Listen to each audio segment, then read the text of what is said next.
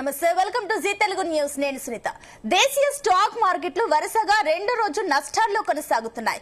పశ్చిమ ఆసియాలో కొనసాగుతున్న ఉద్రిక్తత పరిస్థితులతో అంతర్జాతీయంగా ముడి చమురు ధరలు పెరిగాయి. దీనికి తోడు ప్రపంచ మార్కెట్ల మిశ్రమ సంకేతాల నేపథ్యంలో దేశీయ స్టాక్ మార్కెట్లు ఒత్తిడికి లోనయ్యాయి.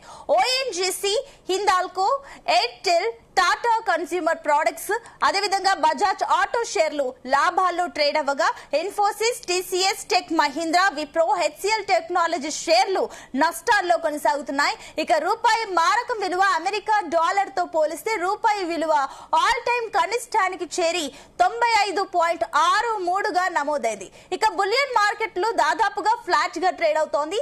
24 క్యారెట్ల 10 గ్రాముల గోల్డ్ $200 నష్టపోయి 1,53,450 రూపాయల వద్ద కొనసాగుతోంది. ఇక సిల్వర్ కూడా కేజీకి $1,200 నష్టపోయింది. దీంతో 2,77,000కు చేరుకుంది. ఇక ఇదే అంశం గురించి మనతో మాట్లాడడానికి stock market analyst, financial expert Satyanarayana గారు సిద్ధంగా ఉన్నారు. సత్యనారాయణ గారు, గుడ్ ఆఫ్టర్నూన్ అండి.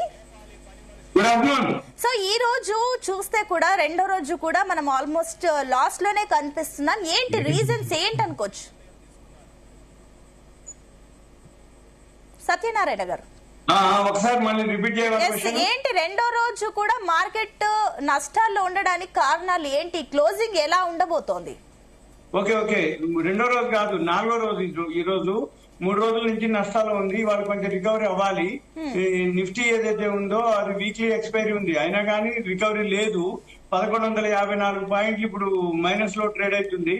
మన ఎన్ఎస్టీ వచ్చి 338 పాయింట్లు మైనస్ లో ట్రేడ్ అవుతుంది. కాకపోతే ఏంటంటే బ్రెంట్ ఆయిల్ ఏదైతే ఉందో ఇరాన్ అమెరికా చర్చలు ఇంకా జరగట్లేదు, అలానే ఉండిపోయినాయి. అక్కడ అమెరికాలో ఏదైతే ఇంకా సందిగ్ధ స్థితిలోనే ఉండటంతో మన మార్కెట్ ఇంకా ఫాల్ లోనే ఉన్నాయి. క్రూడ్ ఆయిల్ మాత్రం పెరుగుతూ వచ్చింది కాబట్టి ఈ క్రూడ్ ఆయిల్ తగ్గేంత వరకు మన మార్కెట్ పెరిగే అవకాశాలు తక్కువ కనబడుతున్నాయి. బ్రెంట్ ఆయిల్ ఇవాళ ఇప్పుడు $107 ట్రేడ్ అవుతుంది. అందుకని మన మార్కెట్లు అనుకోండి, వరల్డ్ మార్కెట్లు అనుకోండి, అన్ని ఫాల్ అవడం జరిగింది. మన రూపీ ఏదైతే ఉందో ఆ టైం లోకి రావడం జరిగింది మన రూపీ. ఇవి మనం ఇక చూడాలి. ఓకే, అండ్ ఇంకొకటి, ఈ నిన్న మన మోదీ మాట్లాడిన అంశాల గురించి చూసాం. గోల్డ్ 1 year పాటు కొనద్దు అని చెప్పేసి కమెంట్స్ చేశారు. ఆ తర్వాత గోల్డ్ కి సంబంధించి స్టాక్స్ కూడా ఆల్మోస్ట్ నష్టాల్లోనే కనిపించాయి. సో ఇది ఇదే రకంగా కంటిన్యూ అవుతుందా? ఓకే ఇప్పుడు గోల్డ్ అయితే కొంచెం పాజిటివ్ లోనే, అంటే ఫ్లాట్ గా అనుకోవచ్చు. గోల్డ్, సిల్వర్ పెద్దగా ఏమి మార్పు లేదు. కాకపోతే మన విదేశీ మార్గ ద్రవ్యం కోసం మోడీ గారు ఒక సూచన చేయడం జరిగింది. బంగారం 1 సంవత్సరం పాటు కొనొద్దని. ఏదైతే దేశాలు ఉన్నాయో ఆ టైంలోకి రావడం జరిగింది, ఆ దేశ కరెన్సీలు. దాంతో ఆ బంగారం అమ్మే అవకాశాలు ఉంటాయి, తగ్గే అవకాశాలు కూడా ఉండొచ్చు అనే ఉద్దేశంతో చెప్పి ఉండొచ్చు. కానీ ఏదైనా ఒక సూచన అయితే చేయడం జరిగింది. ఏదైతే మన మోడీ గారు సూచన చేయడం, ఏదో డిస్టర్బెన్స్ వస్తున్నట్టు చూసుకుంటా. ఓకే చూస్తామండి, క్రాస్ చెక్ చేస్తాం. మీరు చెప్పండి, మాకు బానే ఉంది, మీ వాయిస్ క్లియర్ గా ఉంది. చెప్పండి సత్యనారాయణ గారు. ఓకే అయితే ఈ సూచనలు అయితే పాజిటివ్ మన మార్కెట్ కి. అయితే అనడం ఏంటిదంటే బంగారం కానీ ఒక 10 అంశాలు సూచనలు ఇవ్వడం జరిగింది మోడీ గారు. బంగారాన్ని 1 సంవత్సరం పాటు వాయిదా వేసుకోండి అని.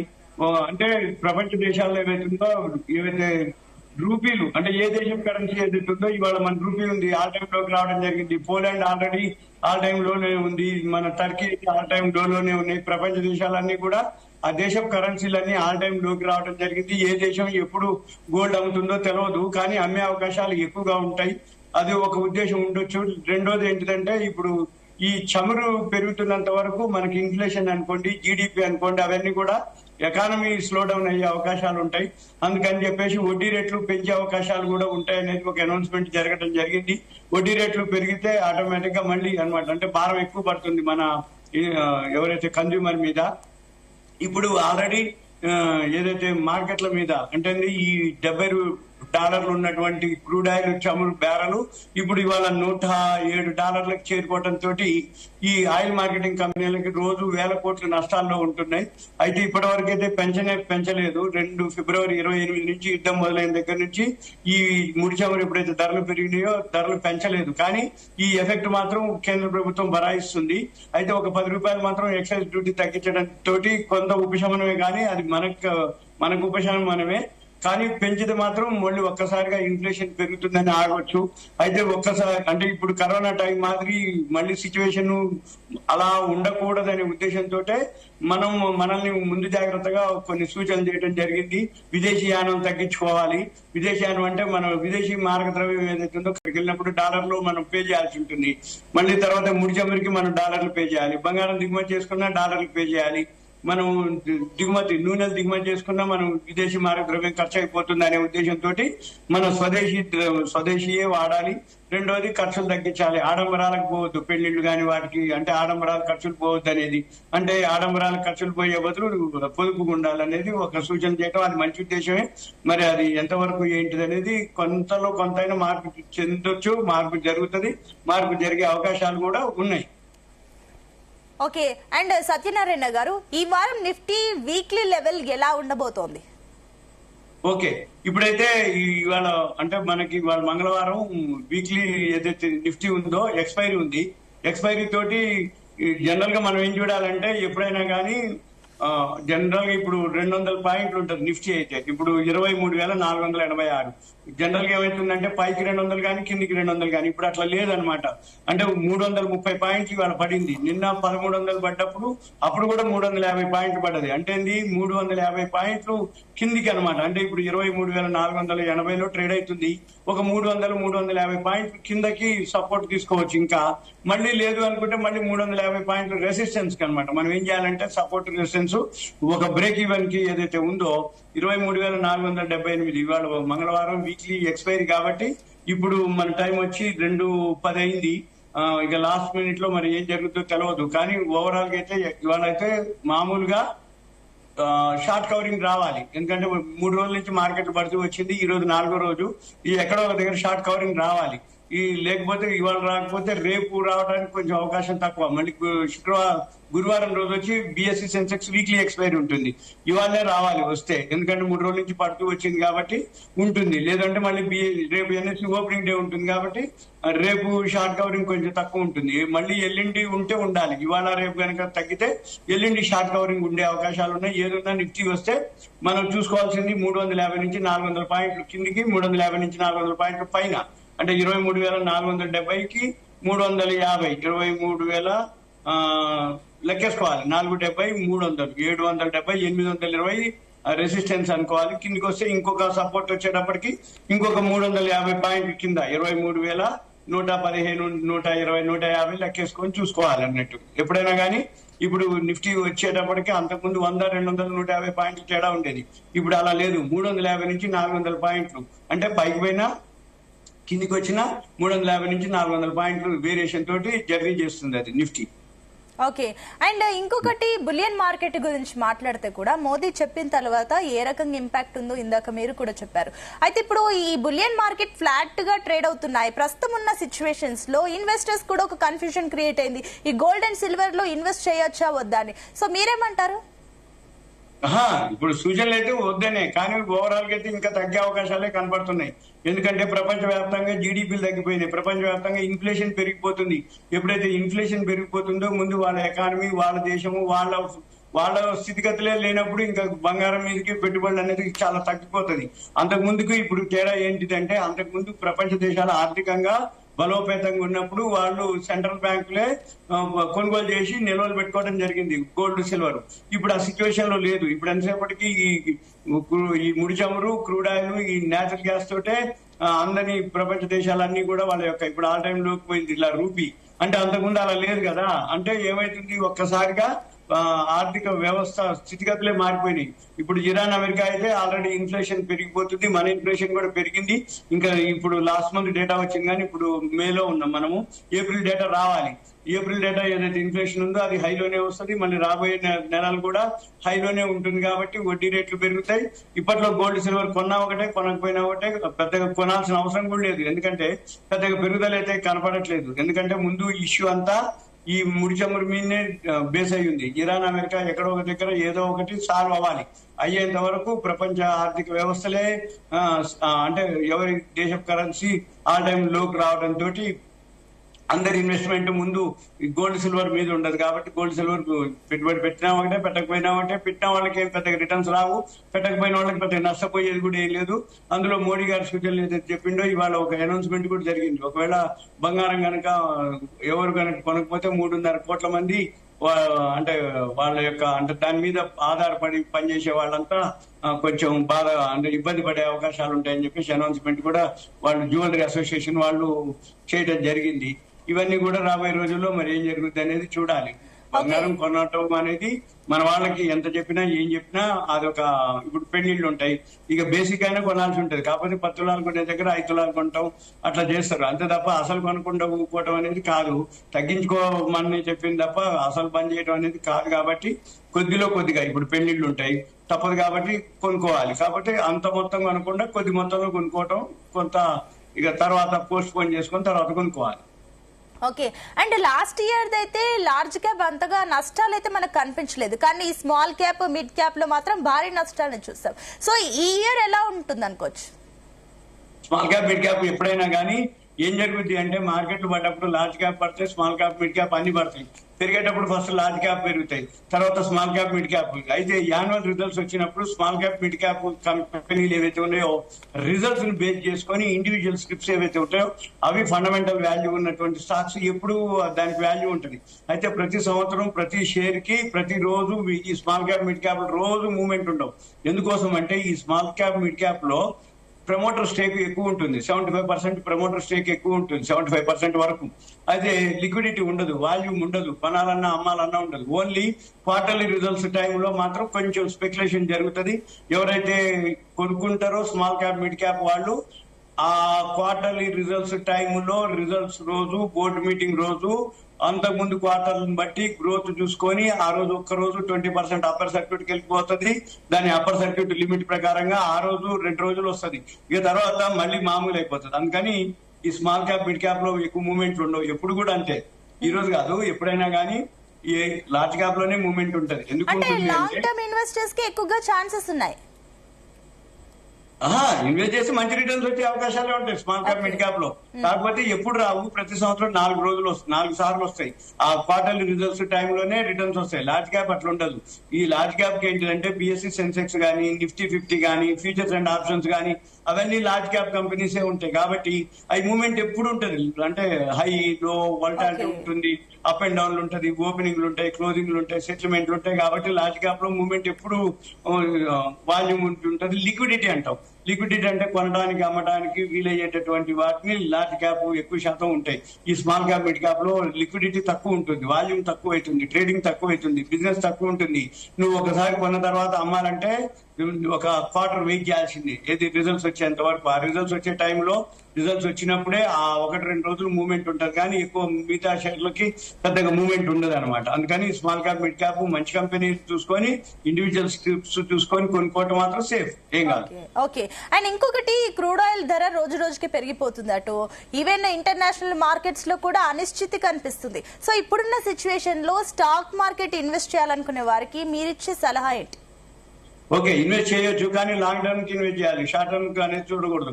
షార్ట్ టర్మ్ అంటే 3 నెలలు, 4 నెలలు, 6 నెలలు. ఇప్పుడు ఒకవేళ షార్ట్ టర్మ్ ఇన్వెస్ట్ చేస్తే ఇప్పుడు ఇంకొక 4 రోజులు అయితే మార్చి యాన్యువల్ రిజల్ట్స్ వచ్చేస్తాయి. ఎప్పుడైతే మార్చి యాన్యువల్ రిజల్ట్స్ మే 15 వరకు వచ్చేయాలి. మే 15 అయిపోయినాక 16-17 తారీఖుల్లో మనం డేటా తీసుకొని ఇండివిజువల్ స్టిక్స్ అంటే సెక్టార్ వైజ్ కానీ, ఏవైతే ఇప్పుడు సెమీ కండక్టర్ సంబంధించినవి కానీ, మన ఎలక్ట్రిక్ వెహికల్ సంబంధించినవి కానీ, ఏవైతే డిఫెన్స్ కి సంబంధించినవి కానీ ఆ షేర్లు చూసుకొని వాటిల్లో ఇన్వెస్ట్ చేస్తే ఒక 1 year 1.5 year అనుకొని ఉండాలి. ఎందుకంటే నెక్స్ట్ బడ్జెట్ వరకు ఎట్టి పరిస్థితుల్లో మన మార్కెట్లు అన్ని రికవరీ అవడం జరుగుతుంది. ఈ ఇరాన్ అమెరికా కనుక సతమానికి పోయి బ్రెంట్ ఆయిల్ కనుక తగ్గడం మొదలు పెడితే ధర ఆటోమేటిక్ గా ప్రపంచం అంతా మళ్ళీ మామూలు అయిపోతుంది, అంటే స్థితిగతులు మామూలు అయిపోతాయి. అప్పుడు ఆటోమేటిక్ గా మళ్ళీ మార్కెట్ పుంజుకుంటాయి, మార్కెట్ పెరుగుతాయి. మార్కెట్ లో ఒక ఇంట్రెస్ట్ పెరుగుతుంది. ఇప్పుడు ఎట్లుంటదంటే ఫండ్స్ ఉన్నా గానీ, వాల్యూ ఉన్న స్టాక్స్ ఉన్నా గానీ మార్కెట్లు బాగలేదు కాబట్టి బాటమ్ లోకి రావడం జరిగింది. ఎప్పుడైతే బాటమ్ లోకి వచ్చినాయో కొనేవాళ్ళు చాలా అంటే ముందు కనుక ఆలోచిస్తారు, ఇంకా పడుతుంది కదా, మనం ఎక్కడ కొన్నా తగ్గింది అనుకుంటే ఇంకా తగ్గిపోతుంది కాబట్టి ఎప్పుడు పెరుగుతాయి ఏమో ఇక చాలే అని ఊకుంటారు అనమాట. అయితే లాంగ్ టర్మ్ ఆలోచన ఉన్న వాళ్ళైతే మాత్రం ఓకే. ఇంకొకటి వాల్యూ ఉన్న స్టాక్స్ కనుక ఇప్పుడు మార్చి రిజల్ట్స్ చూసుకుంటే ఏప్రిల్ మే జూలైలో మళ్ళీ April May June first quarter, జూలైలో మళ్ళీ ఫస్ట్ క్వార్టర్ రిజల్ట్స్ వస్తాయి. ఆ రిజల్ట్స్ బేస్ చేసుకుంటే మళ్ళీ మంచి రిటర్న్స్ వచ్చే అవకాశం ఉంటుంది. 20-25% ఒకసారికి వస్తుంది. ఒక్కరోజు 20% అప్పర్ సర్క్యూట్ పైన ఇది ఎగ్జిట్ అయిపోవచ్చు. వాళ్ళు ఏమి ఆలోచించక్కర్లేదు, అయ్యే అవకాశాలే ఉంటాయి స్మాల్ క్యాప్ మిడ్ క్యాప్ లో. ఓకే ఓకే అండి, మనకు కాలర్ వచ్చినారు రాజశేఖర్ గారు హైదరాబాద్ నుంచి. రాజశేఖర్ గారు గుడ్ ఆఫ్టర్నూన్ అండి. Good afternoon. Yes, so Satyanarayana garu ఉన్నారు, స్టాక్ మార్కెట్ అనలిస్ట్. సో మీరు ఏం అడుగు. సత్యనారాయణ గారు నమస్కారం సార్. సార్ మార్కెట్ లోకి 1 lakh ఇన్వెస్ట్మెంట్ తో కొత్తగా వస్తే ఎలాంటి ప్రాఫిట్స్ మీరు ఏం సజెస్ట్ చేస్తారు, స్టాక్స్ లో కానీ మ్యూచువల్ ఫండ్స్ లో కానీ? Okay, stocks okay, ETF okay, ఎస్ఐపీలు ఓకే. మీరు ఏం చేయాలంటే sector wise mutual funds open వేసుకుంటే మ్యూచువల్ ఫండ్స్ వేసుకోవచ్చు. లేదు గోల్డ్ సిల్వర్ ఈటీఎఫ్లు ఉన్నాయి, అవి అప్లై చేయొచ్చు. లేదు అనుకుంటే కొన్ని ఇండివిజువల్ స్క్రిప్ట్స్ ఉంటాయి, BSE 30 ఉన్నాయి, NFC 50 ఉంటాయి. లేదు స్మాల్ క్యాప్ లో కానీ మిడ్ క్యాప్ లో కానీ కొన్ని వాల్యూ ఉన్న స్టాక్స్ మీకు 1 lakh ఉంది కాబట్టి స్ప్లిటింగ్ చేయాలి. 20, 20, 30 అట్లా ఒక 3 భాగాలుగా విభజించి కొంత క్యాష్ రూపంలో కూడా ఉంచుకొని మీరు ఇన్వెస్ట్ చేయొచ్చు. ఈటీఎఫ్లు, ఎస్ఐపీలు, లేదు వాల్యూ ఉన్న స్టాక్స్ కొన్ని small cap, mid cap, large cap అంటే 30, 30, 40 లేదు 20, 20, 25 పెట్టుకొని మిగిలిన ఒక 20-25% క్యాష్ కూడా పెట్టుకోవాలి. ఎందుకంటే మనం కొన్న తర్వాత ఇంకా తగ్గింది అనుకోండి కొనుక్కోవడానికి అవకాశం ఉంటుంది, యావరేజ్ చేసుకోవడానికి అవకాశం ఉంటుంది. అయితే జనరల్ గా మ్యూచువల్ ఫండ్స్ కంటే కూడా ఈటీఎఫ్లు ఓకే, ఎస్ఐపీలు ఓకే. షేర్ మార్కెట్ లో ఇండివిజువల్ సెక్టార్ వైజ్ షేర్స్ ఉంటాయి. ఇప్పుడు ఎందుకు అంటే కంటిన్యూగా ఎప్పుడైతే FIIలు 1.5 year నుంచి అమ్ముతూ వచ్చిండ్రో షేర్ మార్కెట్ కంటిన్యూగా పడుతూ వచ్చింది. FIIలు కొన్నంత వరకు పెరగవన్నమాట. అయితే మ్యూచువల్ ఫండ్స్ కంటిన్యూగా బై చేస్తూ వస్తే 1.5 years 2 years నుంచి ఏ మాత్రం రిటర్న్స్ లేవు మ్యూచువల్ ఫండ్స్ లో. అయితే మ్యూచువల్ ఫండ్స్ లో సెక్టార్ వైజ్ ఉంటాయి, అవి కొన్ని చూసుకొని మీరు ఎంటర్ అయితే ఓకే. లేదు అనుకుంటే మ్యూచువల్ ఫండ్స్ మాత్రం ఇప్పట్లో రిటర్న్స్ కనపడవు. ఎందుకంటే ఆ మైనస్ అంతా కూడటానికే ముందు 1.5 year నుంచి ఆ లాస్ ఉన్నది బయటకు రావడానికే, బ్రేక్ ఈవెన్ కావడానికే టైం పడుతుంది. కాబట్టి ఎస్ఐపి చేసుకోవచ్చు. లేదు ఎస్ఐపిలో కొన్ని ఇండివిజువల్ స్క్రిప్ట్స్ పెట్టుకోవాలి, కొన్ని షేర్లు పెట్టుకొని ఎస్ఐపిలో మంత్లీ కనుక చేసుకుంటే ఓకే. ఇప్పుడు 1 lakh మామూలుగా small cap, mid cap, large cap లో షేర్స్ లోనే 20-20 లేకపోతే 30 పెట్టేసి 70% అయిపోతుంది. 70-75% అయిపోతే ఇంకో 20-25% క్యాష్ పెట్టుకొని ఉంచుకోవాలి, ఏ టైంలో ఏమైనా జరిగితే కొనుక్కోవడానికి. ఓకే సత్యనారాయణ గారు, అండ్ థ్యాంక్ యూ అండి రాజశేఖర్ గారు. సత్యనారాయణ గారు, ఇంకొకటి ఏంటంటే కూడా సో ఇప్పుడున్న సిచ్యువేషన్స్ లో రంగాల వారీగా చూసుకుంటే కూడా ఏ రంగం పైన ఎక్కువగా ఎఫెక్ట్ ఉంటుంది, అండ్ ఇంకొకటి మీరేమైనా స్టాక్స్ సజెస్ట్ చేయగలుగుతారా? ఏ టూల్స్ అయితే ఓకే, సెమీ కండక్టర్స్ ఏవైతే ఉన్నాయో ఏ టూల్స్ ఉంటాయి అవి ఓకే, రాబోయే రోజుల్లో ఉంటుంది. Defence okay. తర్వాత ఇప్పుడు ఏవైతే మనకు రిజల్ట్స్ చూసుకొని దాన్ని బట్టి ఫార్మా కంపెనీలు ఓకే ఉన్నాయి. కొన్ని మన ఈవీలు ఉన్నాయి, ఎలక్ట్రిక్ వెహికల్స్, వాటికి సంబంధించిన సెక్టార్ లో కూడా మనం ఇన్వెస్ట్ చేయొచ్చు. అయితే ఇప్పుడు ఇంకొక 4 రోజులు పోతే రిజల్ట్స్ అన్ని వస్తాయి అనమాట. రిజల్ట్స్ వచ్చిన తర్వాత ఈ రిజల్ట్స్ లాస్ట్ ఇయర్ మీద ఏ దానికి ఎక్కువ వచ్చిందో చూసి 83 సెక్టార్లు ఉంటాయి అనమాట. Pharma, real estate, education, tyres, banking, private banking, public sector, auto sector లో యాన్సిలేటర్స్, లేకపోతే ఇవన్నీ చూసుకొని మనం ఒక 4-5 రోజులు పోయినాక ఇండివిజువల్ కావాలంటే షేర్స్ కూడా ఒక లిస్ట్ ఇవ్వచ్చు, ఒక గ్రూప్ వైజ్. అంటే ఏ దాంట్లో ఏ బాగున్నాయి, ఇప్పుడు ఫైనాన్స్ లో ఏం బాగున్నాయి, లేకపోతే ఆటో సెక్టార్ లో ఏం బాగున్నాయి, ఫార్మాలో ఏం బాగున్నాయి, ఫైనాన్స్ లో ఏం బాగున్నాయి, ఇట్లా బ్యాంకింగ్ లో ఏం బాగున్నాయి, ఇవన్నీ చూసి మనం కొన్ని కావాలనుకుంటే బిలో 100, బిలో 200 కొన్ని రికమెండ్ చేసి ఇవ్వడానికి వీలైతుంది. ఓకే, అండ్ ఇంకో మనకు శేఖర్ గారు అని వరంగల్ నుంచి ఆయన కాలర్ ఉన్నారు. Sekhar garu good afternoon. Good afternoon madam, both of you.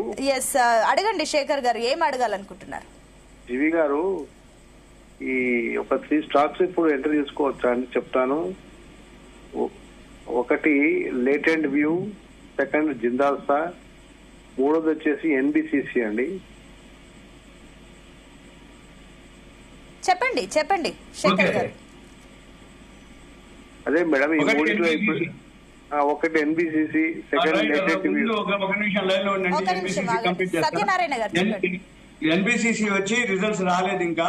Results అయితే బాగానే ఉంటాయి. రిజల్ట్స్ అయితే అది ఓకే.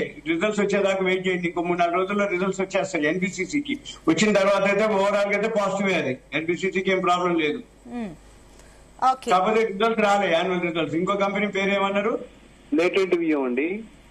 స్పెల్లింగ్ చెప్పండి. LATENTVIEW, latent view. పేటెంట్ వ్యూనా? ఇంకోటి జిందాల్ స్టా. ఒక నిమిషం ముందు ఇది చూడాలి. ఫస్ట్ లెటర్ చెప్పండి. లేటెంట్ వ్యూనా? L for LATENT. ఓకే, 296 ఉంది. అదేనా? ఇవాళ లోయర్ సర్క్యూట్ వచ్చింది. అవును. ఓకే. రిజల్ట్స్ అయితే అవి కూడా రాలేదు, కానీ పెద్దగా ఏం మూవ్మెంట్ రిజల్ట్స్ అయితే ఏం చూపించట్లే. అంటే పోయిన సంవత్సరం 173 కోట్లు చూపించారు, ఈ సంవత్సరం 198 కోట్లు వస్తుందన్నట్టు చూపించారు, కానీ అవి కూడా రిజల్ట్స్ రాలే. రిజల్ట్స్ వచ్చినాకనే మనం ప్లాన్ చేసుకోవాలి. ఓవరాల్ గా అయితే అది డౌన్ ట్రెండ్ లోనే ఉంది లేటెంట్ వ్యూ. దాని యొక్క సెక్టార్ వచ్చి సాఫ్ట్వేర్ సెక్టార్ అది, అందుకని పెద్దగా మూవ్మెంట్ అయితే ఏమి ఉండదు.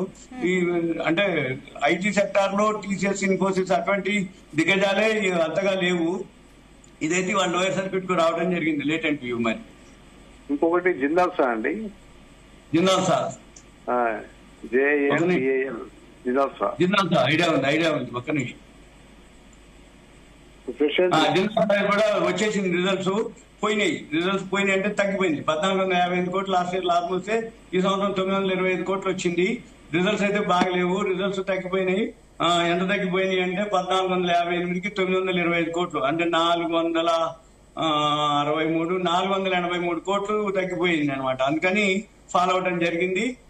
ఇది ఇవాళ కూడా 3% వరకు మైనస్ జరిగింది. తర్వాత ఇది ఓకే. APL, అపోలో ఇవన్నీ ఉన్నాయి, అవన్నీ మంచి కంపెనీలు ఉన్నాయి. కానీ జిందాల్ మంచి గ్రూపు, జిందాల్ వాళ్ళ గ్రూపు. అసలు పైప్ లైన్ వేయడాలో వాళ్ళే బ్రాండ్.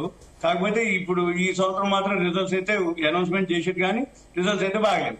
ఓకే అండి, థ్యాంక్ యూ అండి శేఖర్ గారు. ఎస్ సత్యనారాయణ గారు, ఇందాక శేఖర్ గారు ఏదైతే చెప్పారో కూడా ఒక రకంగా చూస్తే కూడా ఐటీ స్టాక్స్ కంప్లీట్ గా అన్ని డౌన్ ఫాల్ లోనే కనిపిస్తున్నాయి. ఈవెన్ మనం ఇందాక కూడా స్టార్టింగ్ ఇంట్రోలో చెప్పాం, చాలా పెద్ద పెద్ద కంపెనీస్ కూడా స్టాక్స్ అన్ని నష్టాల్లోనే ఉన్నాయి. ఏంటి రీజన్స్? అసలు ఐటీ స్టాక్స్ ఎందుకు పడిపోతున్నాయి? AI టూల్, ఆర్టిఫిషియల్ ఇంటెలిజెన్స్ తోటి ప్రతి కంపెనీల్లో తీసేస్తారు. వేల పోస్టులు తీసేస్తారు అండి. 20,000, 30,000. మొన్న వరాకుల్లో కూడా 30,000 మందిని తీసేసారు. ప్రతిరోజు ఏదో మాట వింటున్నాం. అంటే ఈ కంపెనీలో 20,000 మందిని, ఈ కంపెనీలో మొన్న కాగ్నిజెంట్ లో కూడా తీసేయడం జరిగింది. అందుకని AI టూల్ ఉన్నంత, అంటే AI టూల్ అడ్వాన్స్ గా ఉంటుంది. రెండోది వీళ్ళకంటే ఎక్కువ పనిచేస్తుంది. తక్కువ అంటే ప్రోగ్రామ్ రాసేది వీళ్ళే, కానీ ఉద్యోగం పోయేది వీళ్ళదే. మళ్ళీ AI టూల్ ఏదైతే ఉందో వీళ్ళకంటే ఎక్కువ పనిచేస్తుంది. ట్రాన్స్పరెన్సీ అంటే నిర్దిష్టంగా, అంటే బాగా పనిచేస్తుంది అనే ఉద్దేశంతో AI టూల్ తోటే ఎక్కువ డైవర్ట్ అవుతారు. కాబట్టి సాఫ్ట్వేర్ కంపెనీలన్నీ కూడా AI టూల్ కి కన్వర్ట్ అయితే తప్ప AI టూల్ తో ఉన్నటువంటి సాఫ్ట్వేర్ కంపెనీలే పెరిగే అవకాశాలు ఉన్నాయి.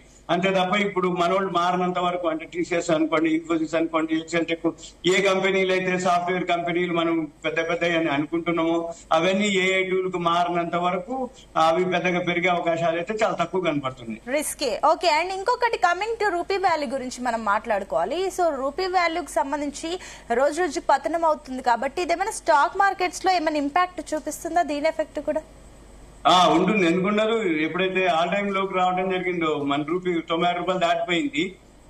ఎప్పుడైతే ఆల్ టైమ్ లోకి వచ్చిందో ఒక్కసారిగా మన రూపీ బలహీన పడిపోతుంది కదా. మన రూపీ బలహీన పడిపోతే మనకి ఏదైతే ఫారెన్ కరెన్సీ కానీ విదేశీ మారక ద్రవ్యం అంటాం, ఈ విదేశీ మారక ద్రవ్యం మళ్ళీ మనం ఎక్కువ రేటు పెట్టుకోవాల్సి వస్తుంది. ఏం చేయాలన్నా, అంటే మనకి దిగుమతి చేసుకునే ప్రతి వస్తువు, ఇప్పుడు ముడి చమురే ఉంది, ముడి చమురు దిగుమతి చేసుకోవాలంటే డాలర్లో పే చేయాలి. డాలర్లో పే చేయాలంటే మన రూపీ వీక్ అయిపోయింది, అంటే డాలర్ ఎక్కువైపోతుంది ధర. అందుకని ఎకానమీ మీద అనుకోండి, GDP మీద అనుకోండి, ఒక విధంగా కాదు, మొత్తం ఆర్థిక వ్యవస్థ మీదనే ఆ ఎఫెక్ట్ పడుతుంది. కాబట్టి మన రూపాయి ఎంత బలోపేతంగా ఉంటే మనకు అంత మంచిది అన్నట్టు.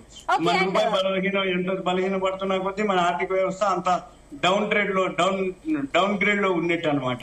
ఓకే. రీటైల్ ఇన్వెస్టర్స్ కి మీరు ఏం సలహా ఇస్తారు? ఇప్పుడు బయింగ్ చేయొచ్చా, లేదంటే ఇప్పుడు ఉన్న సిచ్యువేషన్స్ కి వాళ్ళు ఆగడమే మంచిదంటారా? ఏం లేదు బై చేయొచ్చు కానీ వెయిట్ చేయాలని చెప్తున్నా. 1 year 6 months అట్లా వెయిట్ చేయగలిగితే ఓకే. ఎందుకంటే ఇరాన్ అమెరికా వారు యుద్ధం అనగాలి, లేదు ఇరాన్ అమెరికా తర్వాత క్యూబా అంటుండు, తర్వాత మళ్ళీ మరక్కా జల్సంది అంటుండు ఆయన ట్రంప్.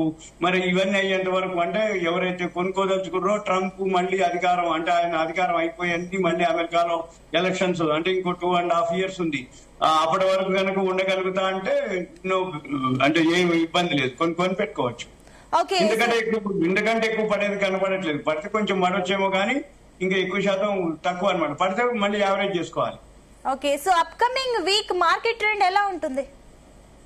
ఓకే, ఇది సతుమణిగేంత వరకు మార్కెట్ ఇలానే వల్టాలిటీ ఉంటుంది. ఒక రోజు షార్ట్ కవరింగ్ ఉంటుంది, ఒక రోజు ప్రాఫిట్ బుకింగ్ ఉంటుంది. ఇప్పుడు 4 రోజులు 3 రోజులు పడ్డది, వాళ్ళు కూడా పట్టడం జరిగింది. 4 రోజుల నుంచి మార్కెట్ ఏవైతే పడుతుందో ఒక రోజు ఎప్పుడో ఒక రోజు మళ్ళీ షార్ట్ కవరింగ్ అంటారు. అంటే మళ్ళీ పెరిగే అవకాశాలు ఉంటాయి అనమాట. షార్ట్ కవరింగ్ మళ్ళీ ఒక 3 రోజులు పెరుగుతుంది షార్ట్ కవరింగ్ అని, మళ్ళీ 2 రోజులు 3 రోజులు పెరిగి మళ్ళీ ఒకసారి ప్రాఫిట్ బుకింగ్ అంటారు.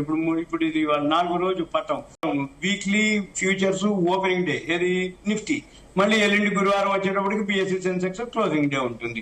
ఇవాళ అయితే మామూలుగానే రికవరీ కావాలి, కానీ వరల్డ్ మార్కెట్లు అన్ని ఫాలో ఉన్నాయి. మన రూపీ ఆల్ టైమ్ లోకి రావడం జరిగింది, ఇండియా విక్స్ పెరగడం జరిగింది.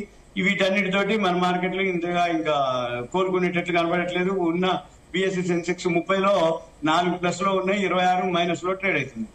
ఓకే అండి, థ్యాంక్ యూ అండి సత్యనారాయణ గారు for your valuable time. So మొత్తం మీద అయితే అంతర్జాతీయ ఇంపాక్ట్స్ అయితే స్టాక్ మార్కెట్ పైన కీలకంగా కనిపిస్తుంది. అప్కమింగ్ వీక్స్ కూడా ఇదే రకంగా ఉండే ఛాన్సెస్ ఉన్నాయి. ఎందుకంటే అమెరికా ఇరాన్ ఉద్రిక్తతల వల్ల కూడా, ఇంకొకటి చమురు ధరలు పెరగడం వల్ల కూడా కొన్ని రంగాలు అయితే ఇంపాక్ట్ అవుతున్నాయి. ఏదేమైనప్పటికీ ఇలాంటి సిచ్యువేషన్స్ లో భయపడకుండా లాంగ్ టర్మ్ గురించి ఆలోచించి ఇన్వెస్ట్ చేయండి అంటూ కూడా నిపుణులు అయితే సూచిస్తున్నారు. సో చూద్దాం అప్కమింగ్ వీక్స్ ఏ రకంగా ఉంటుందో అని. సో మరిన్ని స్టాక్ అప్డేట్స్ తో మళ్ళీ మేము ఉంటామంటే keep watching Zee Telugu news.